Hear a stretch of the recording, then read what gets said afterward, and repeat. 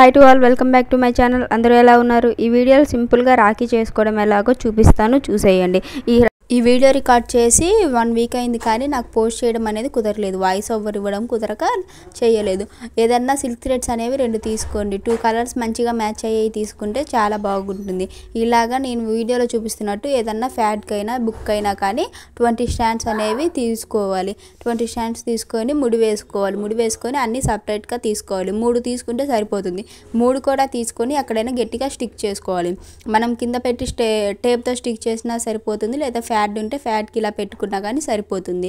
మనం జడ అల్లుకుంటాంగా, ఇలాగా మొత్తం అల్లుకోవాలి. మీ హ్యాండ్ లెంత్ ఎంత ఉంటుందో అంతవరకు అల్లుకుంటే సరిపోతుంది. లెంత్కి కొంచెం ఎక్స్ట్రా కానీ అల్లుకుంటే మంచిగా ముడి వేయడానికి కూడా సెట్ అవుతుంది. సో ఇక్కడ నేను వీడియోలో చూపించినట్లు కొంచెం టైట్గానే ముడి వేసుకుని అక్కడంటే టైట్గా పెట్టుకోవాలి. పైన కూడా కింద లూజ్గా పెట్టుకుంటే పోగులు బయటకు వస్తాయి, లేదా కొంచెం ఇబ్బందిగా అవుతుంది. మీకు మొత్తం కింద లూజ్గా వస్తుంది కాబట్టి అంత నీట్ ఫినిషింగ్ అనేది రాదు. టైట్గా అల్లుకుంటూ మీకు ఎంతవరకు అయితే సరిపోతుందో అంతవరకు అల్లుకుంటూ రావాలి. అల్లిన తర్వాత కూడా లాస్ట్లో ఒక నాట్ అనేది వేసుకోవాలి. ఇక్కడ వీడియోలో నాట్ ఏం చూపించలేదు, ఎందుకంటే నాట్ వేసుకోవడం అందరికీ నార్మల్గా వస్తుంది కాబట్టి నాట్ ఏం చూపించలేదు. ఇది నేను ఇంకా కొంచెం బిగ్ సైజ్ చేశాను, ఎవరికైనా కట్టి చూపిద్దామని.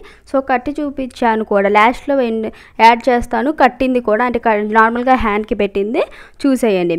అండ్ ఇంట్లోనే ఇలా జ్యువెలరీకి వస్తాయి కదా, మనం తాళీ చైన్స్ అయినా ఇంకేదన్నా నార్మల్ చైన్స్ అవి తీసుకుంటే 1 గ్రామ్ గోల్డ్వి దాంట్లో బాక్స్లో వచ్చేది తీసుకున్నాను.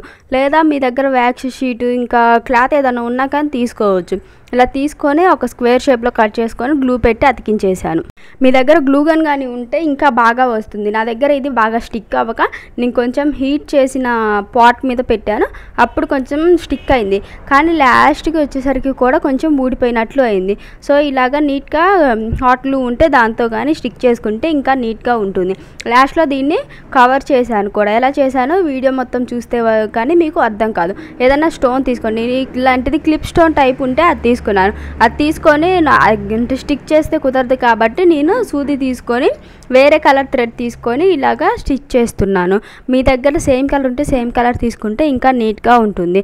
ఇలా స్టిక్ చేసుకున్న తర్వాత నేనేం చేశాను, బ్యాక్ది ఊడిపోతుంది అన్నాను కదా, ఇది మళ్ళీ ఊడిపోకుండా వెనక కూడా స్టిచ్ వేసేసాను. ఇంకా కంటిన్యూగా దారం ఉంచేసి మొత్తం కూడా 2 సైడ్స్ స్టిచ్చింగ్ అనేది చేసేసాను. ఇలా స్టిచ్ చేసుకోవడం వల్ల మనకి ఇది కొంచెం స్ట్రాంగ్గా ఉంటుంది. ఇది మొత్తం కంప్లీట్ అయిపోయిన తర్వాత బ్యాక్ ఎట్లాగా కనిపించదు కాబట్టి అలా ఉంచవచ్చు, లేదా ఇంకొక చిన్న క్లాత్ ముక్క అనేది తీసుకొని దానికి స్టిక్ చేయొచ్చు. ఇలా మొత్తం ప్రాసెస్ అనేది కంప్లీట్ అయిపోయిన తర్వాత లాస్ట్లో సెక్యూర్గా ఒక నాట్ అనేది వేసుకోవాలి. ఈ నాట్ కానీ ఊడిపోతే కొంచెం ఇబ్బంది అవుతుంది. ఊడిపోకుండా నాట్ వేసుకొని ఫ్రంట్ ఇంకా గమ్ అప్లై చేసుకొని, నా దగ్గర బ్యాంగిల్స్కి స్టిక్ చేసే కుందన్స్ 2 టైప్స్ ఉన్నాయి, రౌండ్ అండ్ స్క్వేర్. ఇవి తీసుకొని నేను స్క్వేర్నేమో ఇలాగా డైమండ్ షేప్లో పెట్టాను, నార్మల్ ఏమో ఇంకా రౌండ్గా పెట్టేసి 2 సైడ్స్ కూడా స్టిక్ చేసుకున్నాను.